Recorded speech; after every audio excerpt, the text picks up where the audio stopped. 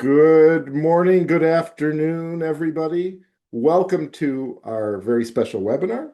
My name is Mitch Robinson. I'm the president of Real Estate News, and welcome to our session today on the real American housing crisis. I'll introduce our special guest in just a moment, but while we're waiting for everybody to sign in, and there are lots of people signing in, since I run Real Estate News, let's take a look at some of the top headlines today that people are talking about. From our reporter, Andrea Brambilia, NAR is rolling out guidance on pre-market and exclusive office listings.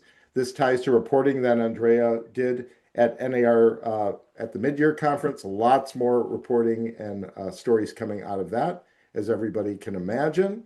Also, of course, the landmark housing bill became law. Our reporter Megan Roos has been writing about that, and it wasn't easy to get it signed, wasn't easy to get it done, and now the real work is just beginning. So there is lots more to follow on that in the coming days, weeks, and months. And from our reporter Dave Gallagher, there's details on a study from the Bright MLS economists. This is really interesting to me, and it ties to what we're going to talk about today. And it focuses on what is being called the silver tsunami, or I would like to call it the bald tsunami.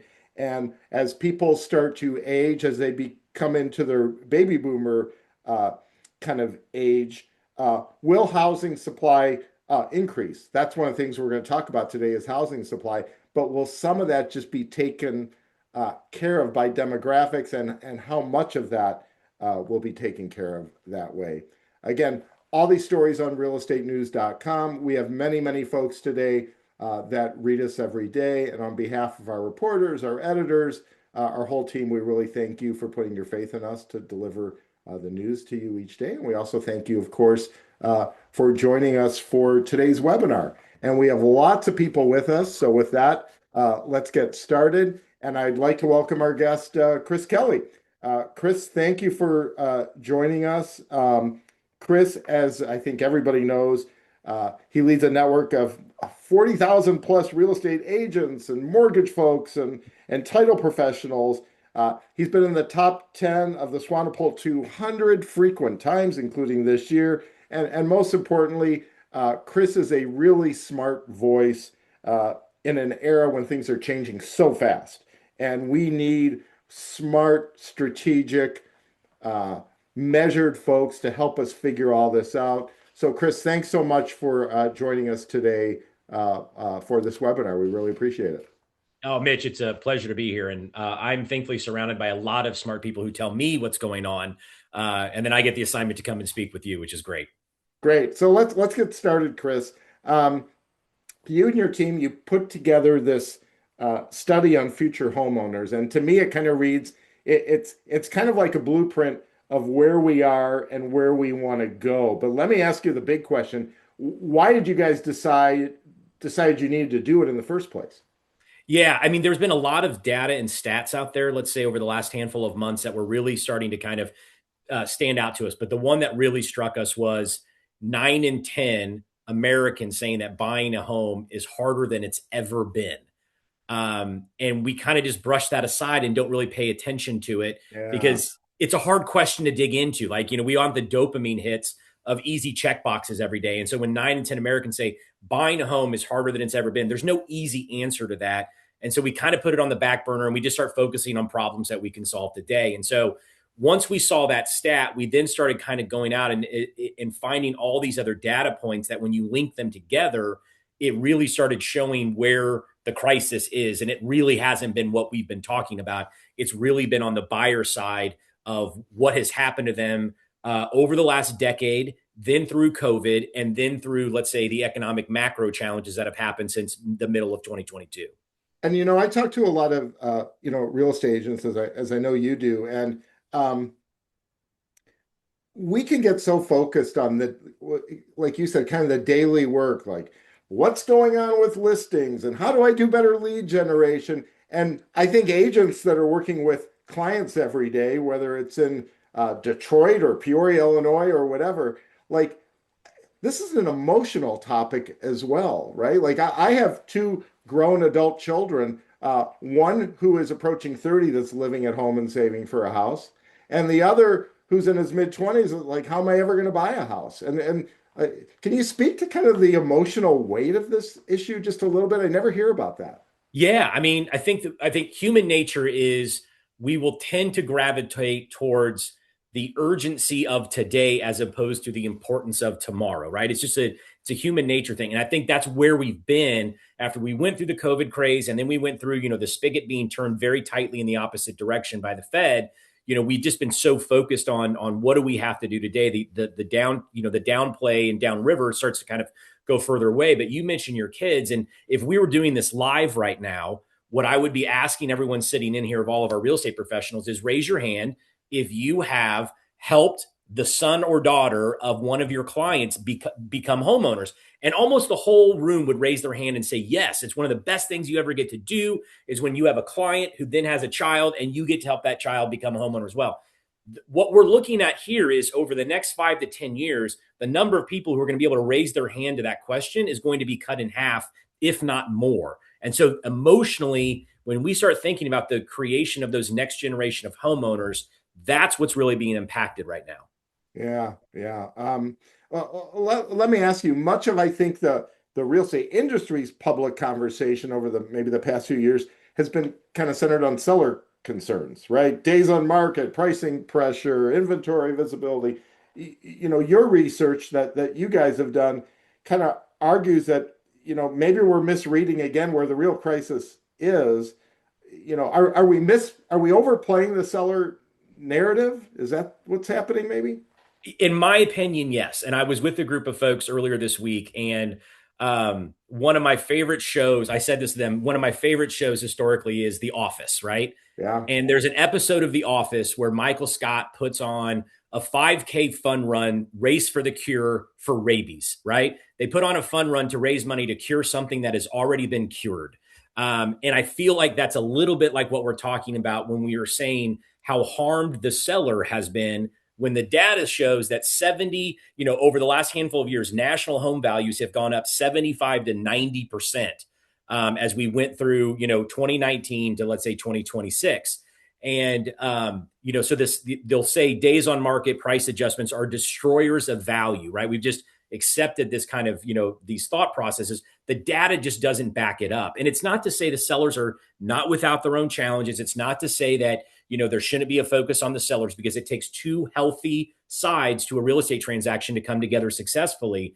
Right. But we have over focused over the last year and a half on these concerns that really the data doesn't say have actually caused any harm to the sellers. And so, we use terms like seller choice, and how they want to market their property. Again, all fine and good, but that conversation has outkicked its coverage and is defocused away from the party that's really harmed right now, which is the prospective buyer today and the prospective buyers over the next 5 to 10 years. So given what you've kind of heard, that sellers are I think kind of being, harmed maybe by today's market conditions, or buyers as well. Does this tie into private listings or not? Does all of this sync up, or is that a whole separate thing that there's just a lot of drama there? Like, Well, I mean, it's separate and synced at the same time, right? So the way that I look at about it is that right now, if I'm a buyer, I am facing, higher mortgage rates. I'm facing higher price properties. And in some markets, I'm still facing, let's say, lower inventory options to choose from. If you compound that with, and we're going to give you less data when you do decide to enter the market, and we're going to kind of obfuscate some of the housing that may be for sale, but you're not going to know about it, it does kind of have this compounding effect, right? And so if the buyers are already facing all these affordability challenges, and now we're going to make, let's say, searching for a home a little bit harder on them, then yes, I do think those things become connected. And there was a recent Wall Street Journal article. So, crossing over into the mainstream media, not just within our real estate industry, right. last week, where the headline was thinking about selling your house, it's harder than it ever has been. And the harder it's ever has been is a reference to all of these different listing statuses that we have come up with over the last year and a half, from private listings to coming soons to half on the market, half on the market, whatever it may be. The article was all about that. As a seller, you have all of these different things that you have to think about when you go to sell your house. Most of them, that's not what is top of mind for them. For most Yeah. sellers, it's I want the highest price possible and I want to sell it as quickly as possible. And sometimes those two different desires would lead to marketing the property in one way versus another. But you are choosing to bring your house on the market. You are asking buyers to come forward and purchase the product that you have. Limiting the amount of information that person would have, to me, I think pushes more buyers potentially away than actually draws them to you. Do you also think there's a thing with buyers? Listen, especially first-time buyers. This is, as we all know, this is a scary process when you're buying for the first time. That's why so many of us, only sell every 7 years or whatever. Like it's just hard. It's complicated. We're kind of in the bubble, right? We do this for a living. Everybody listening to you right now, we do this for a living, but all this noise that is kind of out there. You talked about the Wall Street Journal. It's in the Chicago Tribune. It's in on TV. It's on podcasts. It's everywhere. It makes it almost seem too scary to want to buy. It's one thing to be like, oh, mortgage rates, but then there's all this other stuff now that's kind of filling up your brain. It's like, I don't know, do I want to even attempt this? Yeah, and it's even stretched, in a lot of markets now, it's 10 to 13 years between, buying and selling oftentimes. The thing that has been really amazing and really fortunate for us in the industry is that the relationship between the consumer and the agent has been really, really sticky. Despite all the disruption that we've seen, the different models and entering our industry, the consumer has still very much tightly embraced the real estate professional, saying, I still want to work with a real estate professional. And you can look at the data on that. There are more people that will use a real estate professional today than before the internet, than before the rise of the portals. Right. What concerns me is that right now, the most commonly associated word with buying or selling a home is the word stressful. Yeah. And are we helping take that stress level down, or are we adding to it with the conversation that's currently happening right now? It doesn't feel like we're calming the waters. It feels like we're adding a little bit to that stress, which causes more people to sit on the fence and wait. Yeah. And so I Yeah. think we have to really think about that. We should be arbiters of bringing stress levels down when someone's thinking about buying or selling, because it's already an emotional process, as Right. opposed to injecting more stress and uncertainty into the process, which seems to be happening, and it's playing out. I mean, the data shows that the consumer is absolutely feeling that increase in uncertainty and that increase in stress as they think about getting into or out of the market. And by the way, that's the beauty of a real estate professional, that no matter what's out there, they can help. That they need to be educated and be in tune to be able to speak to consumers to understand what the world is saying, and then help them de-stress a little bit and get to the point like we can still find you a great home, ideally.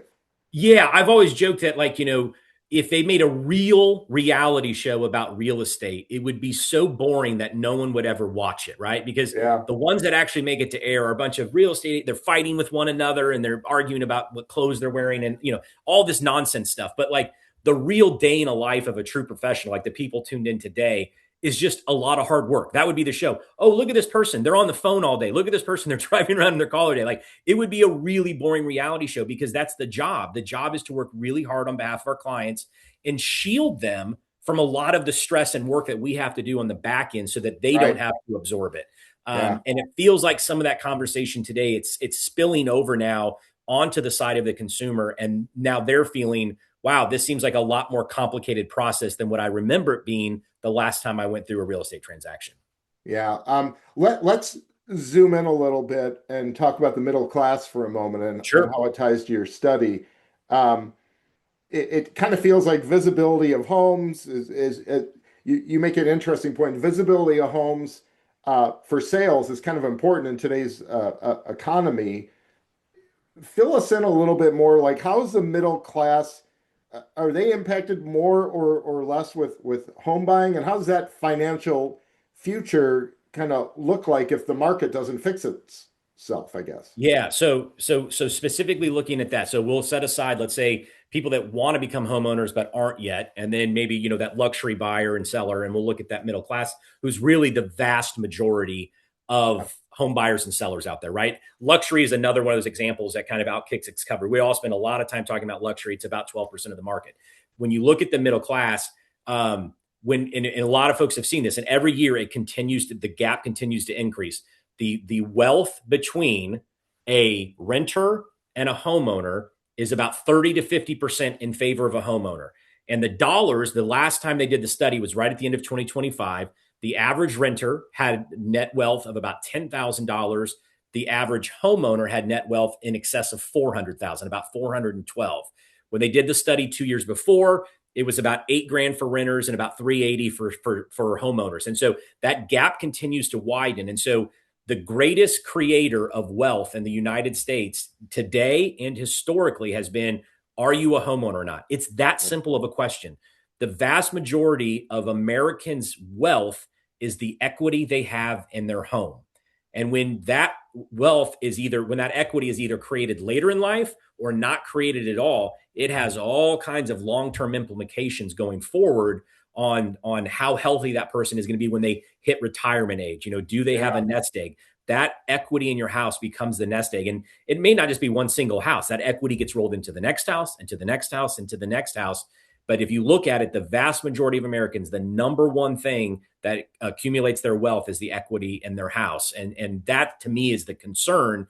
As fewer people get into home ownership, or they're not able to do that kind of move up that we typically all have done throughout our lives, that wealth creation, actually, that engine gets compacted, and it doesn't run as fast as it used to. So let's talk then a little bit about like non-homeowners, like 18 to 34, like that's right, a prime piece of this puzzle.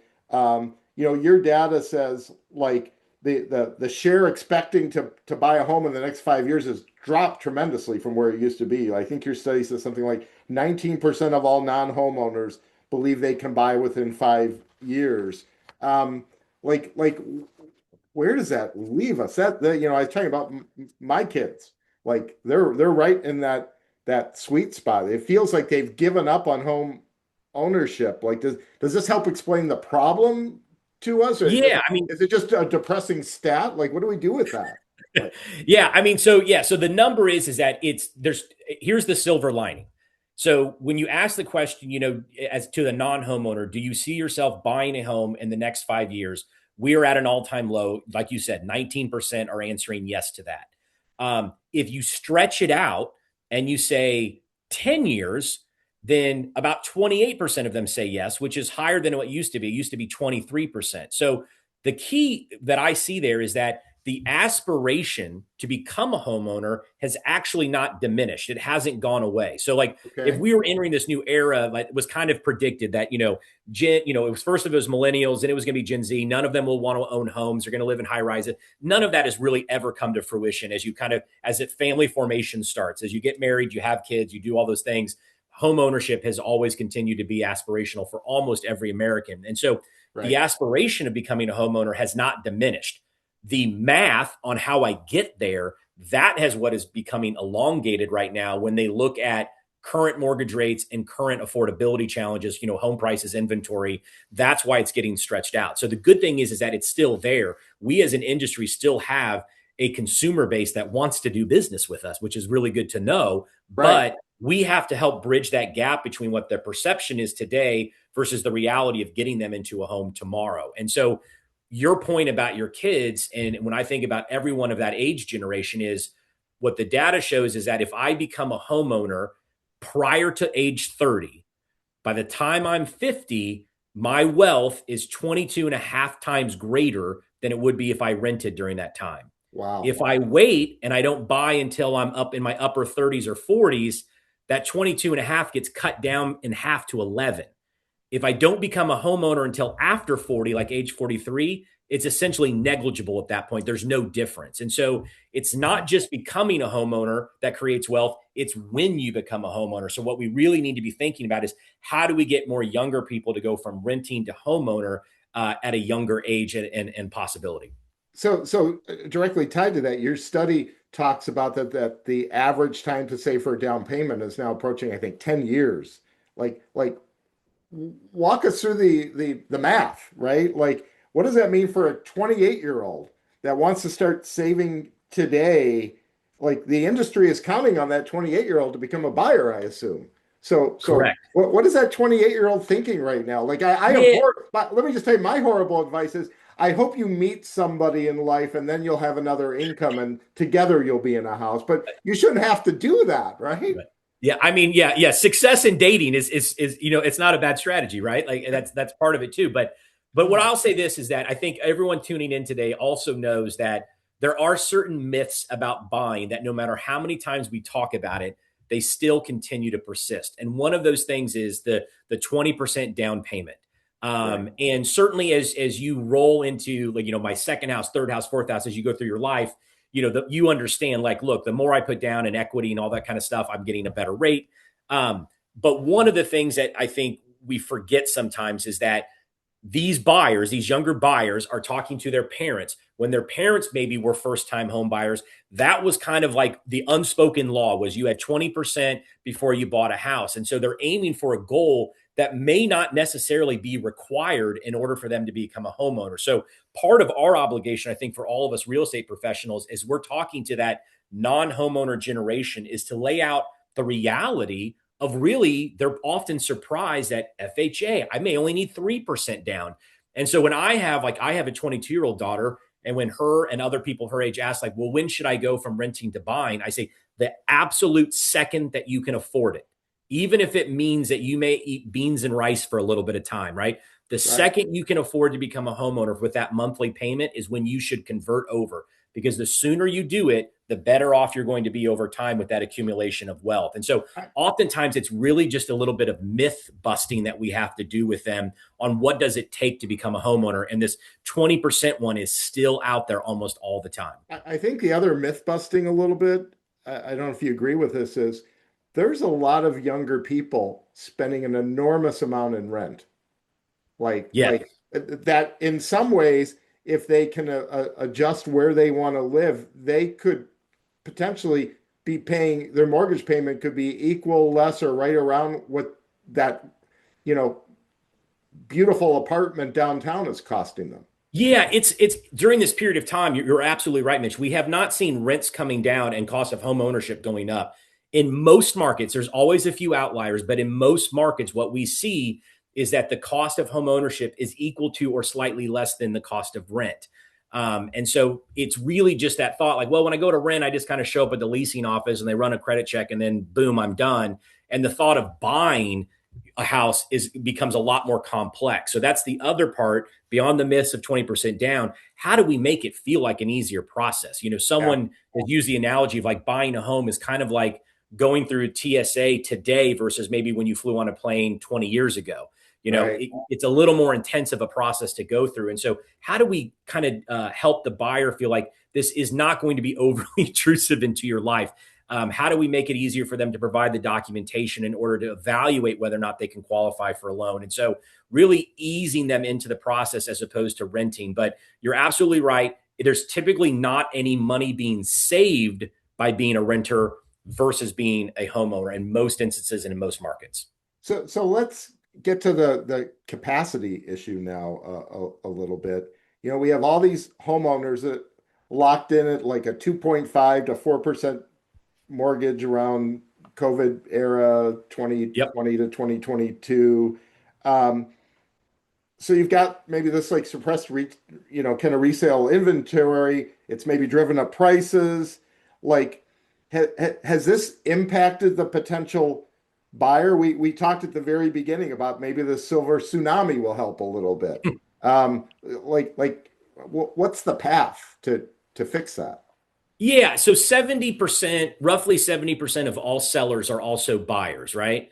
So when folks were able to obtain those mortgages that were, let's say, sub 4%, anywhere Yeah, from 2.5 to 3.9, they became like these little babies that they got to hold and show off, right? Like, I mean, we all remember during that time, like if you were at a cocktail party, somebody was telling you, I got my mortgage for 3.1. And then someone says, I got it for 2.9. Like, I mean, it was this Yeah. thing that you were very proud of that you were never going to let go of.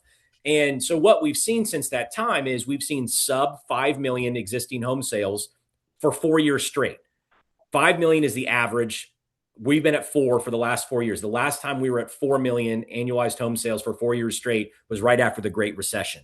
And so what happens is the good thing about the lock-in effect is every year that we go forward, it becomes less. Because as much as there's a gap there between 4 million home sales and five, that still means every year 4 million people are having to move Right. regardless of the mortgage rate, regardless of anything.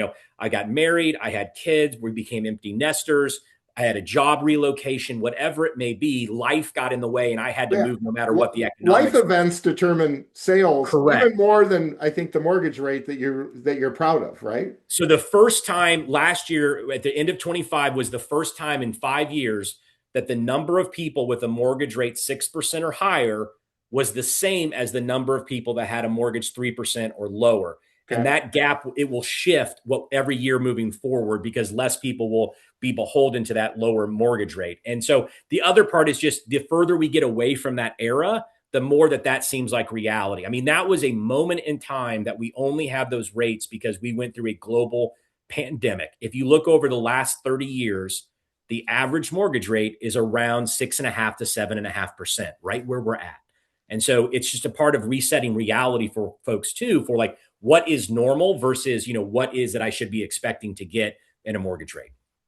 Okay, so the other side of the equation then, beyond mortgage rates, is you kind of touched on this earlier, but like limiting the availability to know what's out there. How does is it both things that do we need to fix that part? Is that what's causing problems too? I think it can exasperate the problem as opposed to being the problem. And so right now, when the portals kind of came to prominence, it wasn't because they manufactured that demand. They realized that the consumer really likes to look at houses online, and that the way we did it in the past, with it being bifurcated over 100 different websites, wasn't really consumer friendly. So when they put it all into one place, the consumer naturally gravitated to that, and they really liked it. And so Can I just add, it yeah, got people to dream beyond just when they were looking to buy a home. It got or them. even the city that they lived in, right? Like, I could be sitting here in the Midwest, and then I could be looking at homes in California, all those different types of things. And it becomes like America's pastime, which is looking at houses. And we within the industry, regardless of what you think of portals, we should embrace the idea that looking at homes is like one of America's favorite pastimes, right? And what we're doing right now seems like, is we can make the problem worse. We can exasperate these current issues that are impacting buyers and sellers who would be buyers, when we are going to make the information that most people want when they're buying a home at their fingertips. So when we think about, suppressing information for the benefit of the seller, remember 70 to 75% of those sellers are also going to be buyers. So you're helping them on the one hand, you got your house listed, then you're going to take them out on the weekend to go look at houses that they're looking to buy to move into. And you're going to say, oh, I'm so sorry, I don't have that information. Right. So it really doesn't help everybody. Now, there have always been special circumstances where, a limited marketing a property because of unique situations of the seller or the property absolutely makes sense.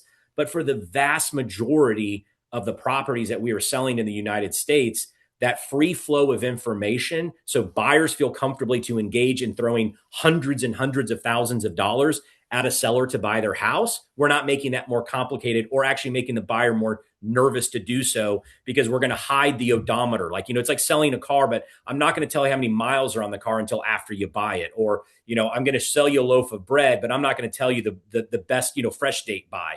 And so that's the type of stuff that we really have to think through as professionals. Are we really doing our job in creating a healthy marketplace for buyers and sellers if we start limiting the kind of information that makes one of the parties very comfortable to engage in that transaction? Yeah. I I gotta put it this way. I know right now when you buy a ticket on an airline, the cheapest option is where you can buy the price, but they don't tell you which seat you get. And I right. would suspect there are very, very, very few people that roll the dice on that type of purchase.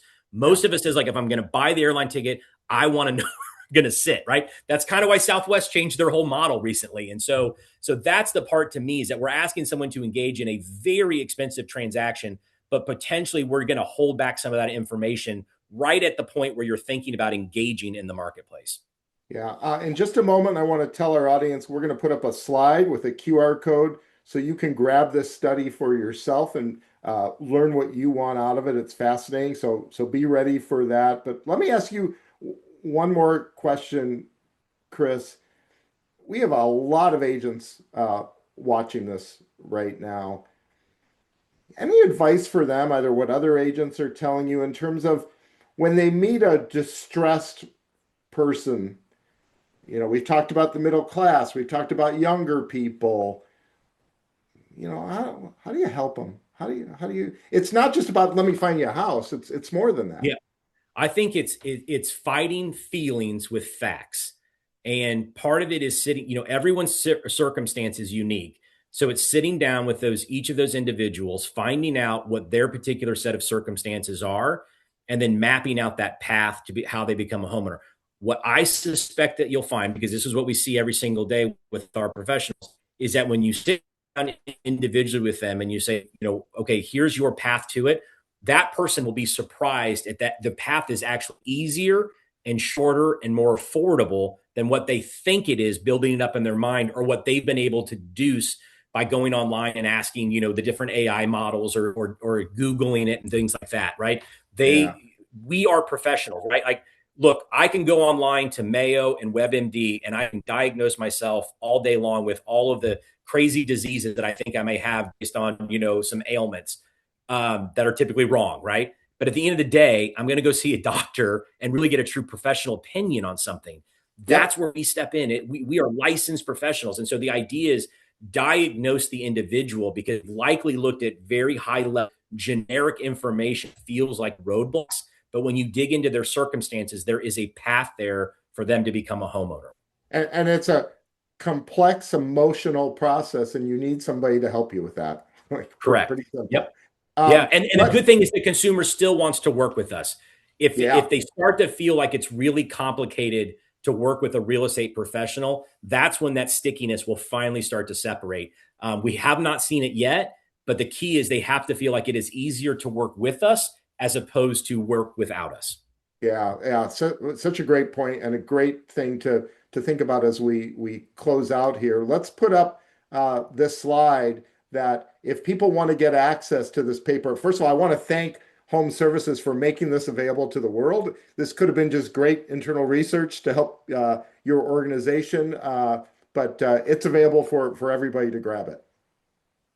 Yes, and please, and share it widely, and use it with your consumers, use it internally, however you want it. It's data that lots of different organizations have put together. We just tried to bring it all together into one easy place.